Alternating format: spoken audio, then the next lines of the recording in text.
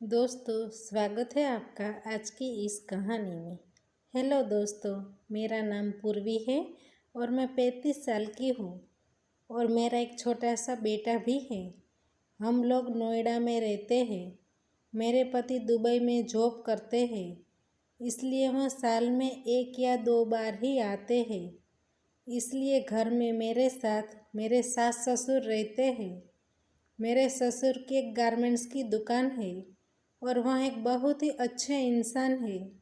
और मेरी सास ज़्यादातर गांव में ही रहती है क्योंकि हमारी काफ़ी ज़मीन है और फलों का बगीचा है। इसलिए वह मजदूरों को लगवा कर खेती करवाती है और बगीचे की देखभाल करती है। वह कभी कभी हमारे घर नोएडा आती जाती रहती है। हमारे पड़ोस में ही मेरे ससुर के छोटे भाई रहते हैं। उनकी बेटी यानी कि रिश्ते में वह मेरी ननंद लगती है। उसका नाम खुशी है। उसका 6 महीने पहले ही तलाक हुआ है, इसलिए वह ज़्यादातर टाइम हमारे घर मेरे साथ ही रहती है। खुशी का तलाक खुद की मर्जी से ही हुआ है क्योंकि उसका पति किसी और लड़की के चक्कर में पड़ गया था। खैर, जून का महीना था, गर्मी बहुत ज़्यादा थी। एक बार खुशी मुझे कहने लगी कि भाभी, बहुत ज़्यादा गर्मी है, हम कहीं घूमने चलते हैं। मैंने कहा, कहाँ जाएंगे? वह थोड़ी देर सोचने के बाद बोली, क्यों न शिमला चलते हैं। मैंने कहा, तुम्हारा आइडिया तो ठीक है, लेकिन हमारे साथ आएगा कौन? पापा जी भी नहीं आएंगे।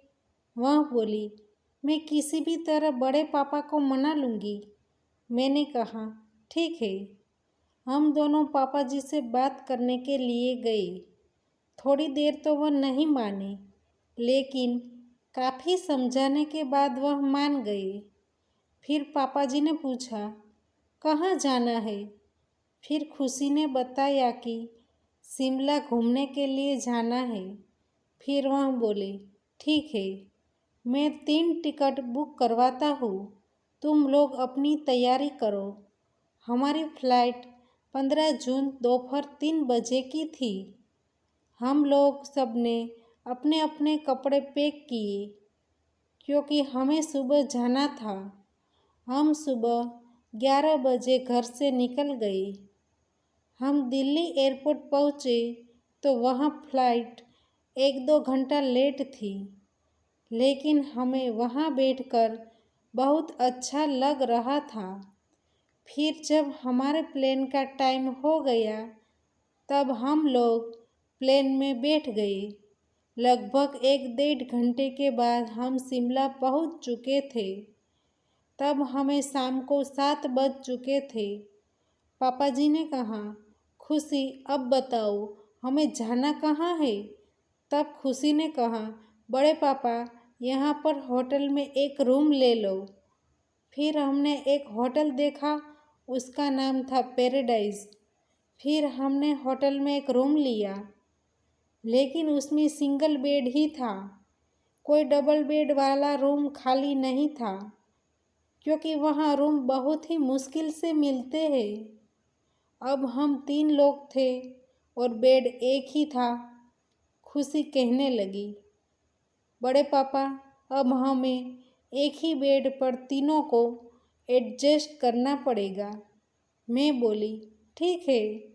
फिर पापा जी बोले, ठीक है, जैसा तुम्हें अच्छा लगे। फिर हमने खाना खाया।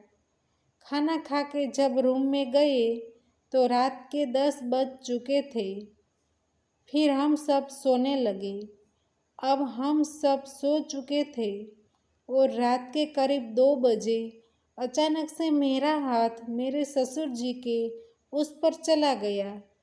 फिर उसने अपनी हरकतें करना चालू कर दी। अब उनको बर्दाश्त नहीं हो रहा था।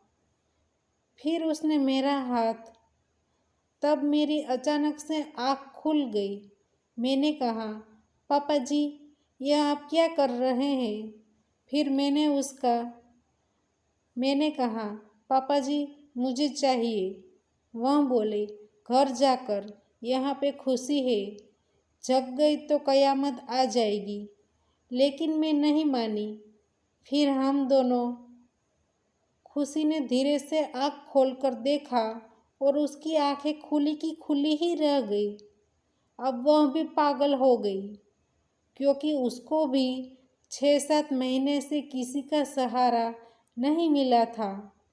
फिर वह कहने लगी, बड़े पापा मेरे साथ भी। फिर पापा जी ने हम दोनों के साथ बारी बारी से क्रिकेट मैच खेला। ऐसे ही हम लोग सो गए।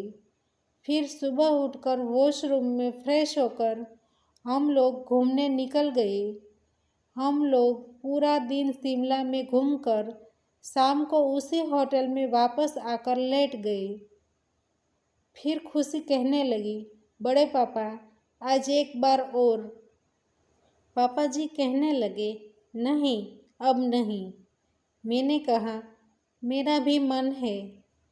फिर बहुत बार कहने के बाद पापा जी ने हमारे साथ बारी बारी से क्रिकेट का खेल खेला।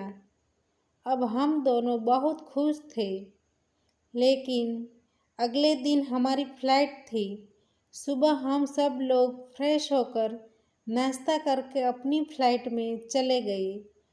अब तो कभी खुशी कभी मैं पापा जी के साथ क्रिकेट खेल खेलते हैं।